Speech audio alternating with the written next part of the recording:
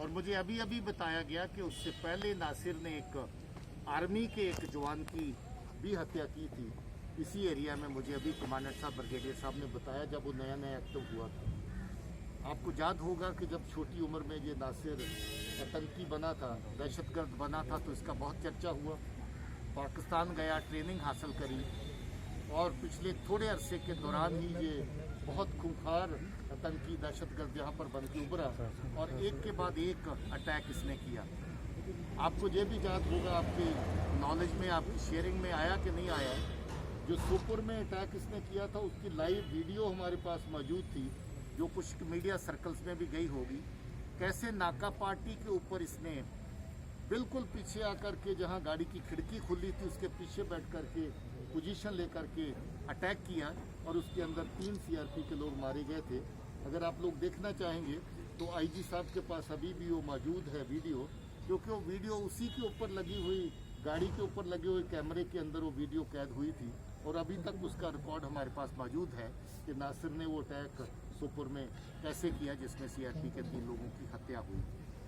मैं जो समझता हूँ कि पिछले 4 रोज़ के अंदर 3 जगह पे जो ऑपरेशन हुए, कल एक साथ ही साथ ऑपरेशन शोपियां में भी चल रहा था जिसमें एक आतंकी हिजबुल मुजाहिदीन का मारा गया, तालिब हुसैन।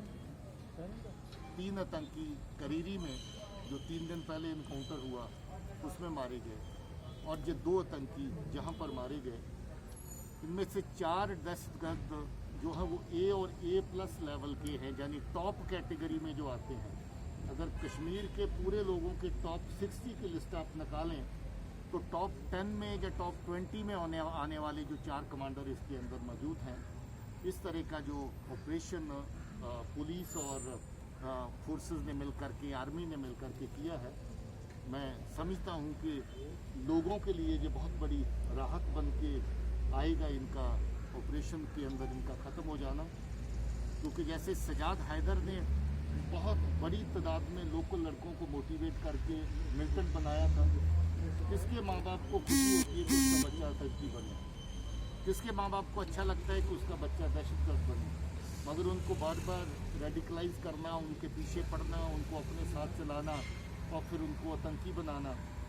हाल ही में परसों हंदवाड़ा पुलिस ने ऐसा एक आतंकी पकड़ा है जो बांडीपुरा में वेपन लेने के लिए आया था ताकि वो मिलिटेंसी ज्वाइन कर सके। उसको भी मोटिवेट करने में इन्हीं लोगों का हाथ था। उसके बारे में मुझे मालूम नहीं हंदवाड़ा पुलिस ने आपके साथ शेयर किया कि नहीं किया है, आपके पास पहले वो आ चुका होगा, तो वो भी अभी तैयार हुआ। कल ही अभी शोपियां पुलिस ने एक लड़का पकड़ा जिसको आतंकी बनाया गया था, मगर उसके बावजूद हमने उसको वापस लाया है, पकड़ा है और घर वालों की उसको सामने भी पेश किया है कि ये बच्चा आपका हमारे सुपुर्द है, इसको हर तरीके से ख्याल रखा जाएगा।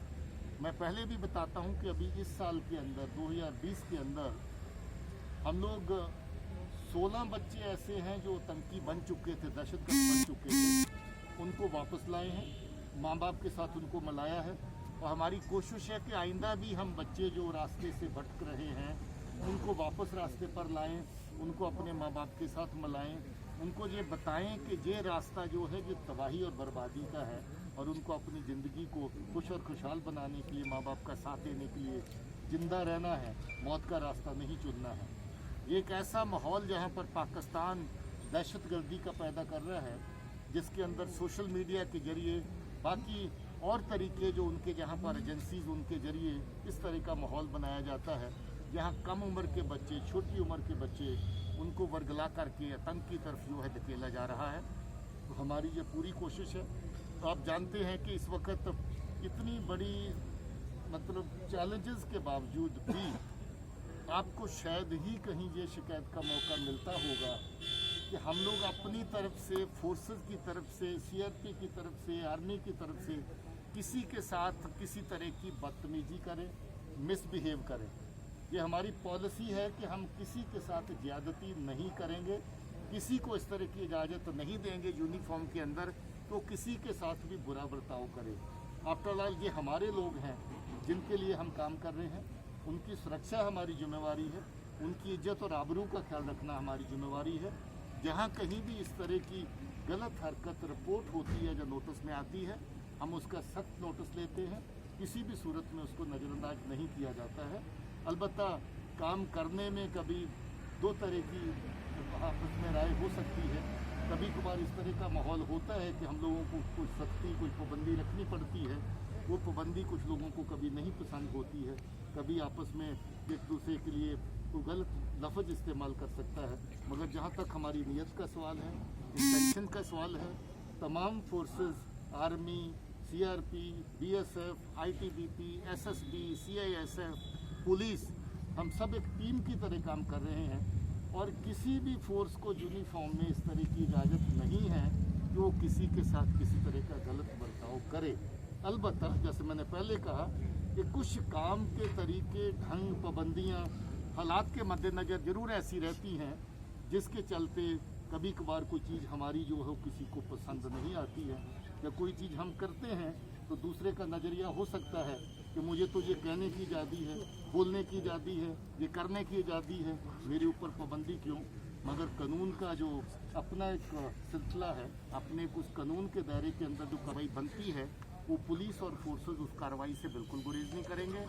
लॉ एंड ऑर्डर की किसी भी तरह की इश्तियाल देने की कोशिश होगी, उसमें हम बिल्कुल किसी को किसी तरह की रियायत नहीं देंगे, बिल्कुल रियायत नहीं देंगे, चाहे वो किसी भी तरह का आदमी हो, किसी भी लेवल का आदमी हो, उसके ऊपर हम सख्ती से पहरा देंगे। बाकी अपनी कार्रवाई जो है ज़्यादा से ज़्यादा कानून के दायरे में हमेशा रहे, उसकी कोशिश हम करेंगे। और जहाँ कहीं भी एबरेशन इधर उधर छोटी मोटी होती है उसका ड्यू नोटिस लिया जाएगा।